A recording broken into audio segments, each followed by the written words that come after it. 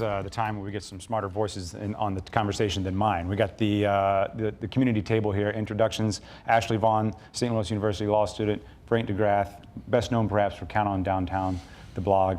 Nadia Brown, thanks for coming back as well, St. Louis University. And Charlie Hinderleiter, political director with Representative John Deal. But you're here not necessarily to talk for him, but to talk for yourself. So I want to know what the table has heard tonight about our legislative session that has piqued your interest or made you mad, perhaps. Well, shall I start? Not all at once, please. I think it's a little short-sighted. It's disappointing. Missouri historic tax credits, for instance, might have been is maybe the most successful tax credit program in history. Generates $1.50 for every dollar that's invested in it. That's just bad business choice, you know, to do away with that. This is what people can see the evidence of this, would you say, when you drive down, say, Washington Avenue and you see the rehabilitated buildings there, or in different neighborhoods that have come back throughout all parts of the city? Yeah, and it's not just St. Louis, it's all over the state. It's Kansas City, it's Springfield, it's Herman. It's a successful program all over the state. And I think, you know, I thought this session was about creating jobs. Well, I don't see anything that's passed so far that's really about creating jobs. Like Medicare, not expanding Medicare, it's going to cost a lot of jobs. Medicaid, but I know what you're saying. Sorry, Medicaid, sorry. Okay. And it's going to flood emergency rooms with the uninsured, which is much more expensive than expanding Medicare. So it's, as I said, it all seems very short-sighted. I think two of the biggest things that we've seen so far is today the second injury fund fix that was passed. I think that's a huge thing. That's something the legislature's been trying to do for the better part of a decade. And finally today they were successful in doing that. Is that really going to, does that impact us? That's something I think most people don't even understand what it is. It's one that I don't think most people do understand what it is, and I think that's one of the reasons why perhaps the legislature's not been able to get movement on that before. But this is something that I think is a success of bipartisanship.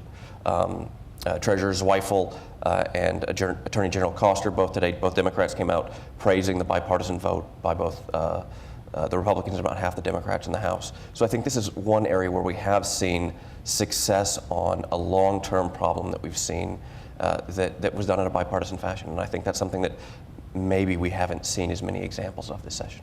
It might be hard to sell to people that this was a bipartisan session based on something that they haven't really heard of or know about. What's your sense of things otherwise? Well, there's not really much the Democrats and the legislature can do except be bipartisan because there's so few of them. Right. It's not like they can even be obstructionist to the Republican agenda in the House. They get a little bit more leeway in the Senate, but what else are they going to do? It's not like many of their bills are going to get passed. We've seen several Democratic priorities that didn't even make it to hearings. Right. Mm-hmm. I think Missouri is much different than some other states in the nation, where the Republicans in Missouri seem to be really driven by ideology and not necessarily good politics or good policy. Maybe I would say the same thing for the Democrats as well, right? So it seems like it's much more partisan ideology driven by sides trying to put people first, put people's needs first, and putting aside politics. You mean they are putting aside politics somewhere else in the country? No, but yeah, Where is I think crazy place you speak of? In other places, just think about Illinois, right, where the GOP chairman just resigned because he advocated for marriage equality. And it was something that he felt strongly about as a GOP principle, where we don't see the same thing here in Missouri. And I think there's some differences about putting people's needs first beyond party politics. Yeah, I think they're disenfranchising a large group of people right now. Like, for instance, the circuit breaker tax, which basically keeps more than 100,000, 65 plus, 100% disabled veterans in their houses. It's an average of like $500 a year that these people really need to keep a roof over their head. Otherwise, they would have to go to care, which is much more expensive. Again, short-sighted. But it's only $57 million a year. But it's okay to give Paul McKee, a developer, one person that has not created one job yet, $50 million extra on top of the 41 that he already got. And I don't... You're talking about the land assemblage tax credit, which has not passed yet, I do not believe. Well, they just, SB 112 is now just passed the House, and the 51 tax credit for Paul McKee is in there. So the Senate still is debating, I think, as we speak.